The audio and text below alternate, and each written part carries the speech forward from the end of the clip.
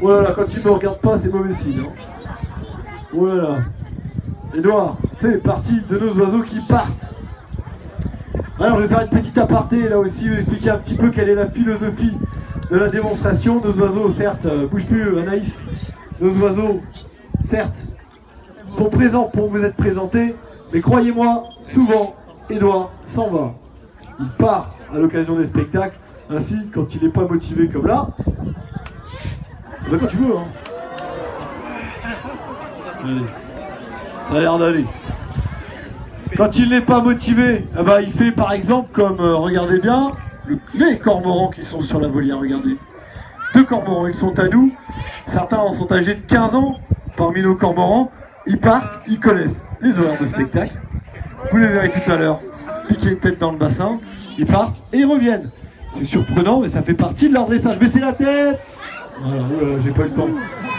C'était limite, hein. Ça passe très près, surtout avec Édouard.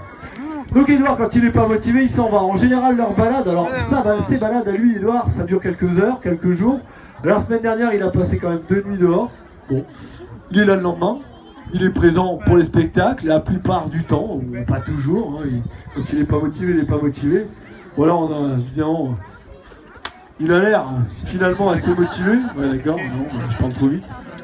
Allez, je vais prendre un peu d'altitude. Oh, excusez-moi, si je vous cogne. Allez, baissez la tête. Bon, voilà. Alors, c'est pas tant pour éviter l'oiseau qui est un parfait pilote, hein, il connaît très bien son gabarit. Ils vont pas se cogner dans la nature, hein, ils font attention. Seulement, regardez, les rapaces ont ça.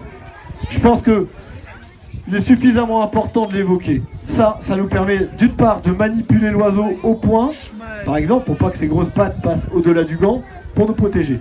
Mais, et surtout, ça nous permet de rattacher les oiseaux dans leur volière. Vous avez certainement remarqué. Alors clairement, forcément, ça a une utilité.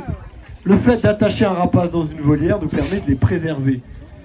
Puisqu'ils sont dressés, spontanément, ils souhaiteraient, à l'occasion des spectacles par exemple, se jeter au grillage pour venir vers nous. Or, il y a le grillage entre nous. Et là, baissez la tête.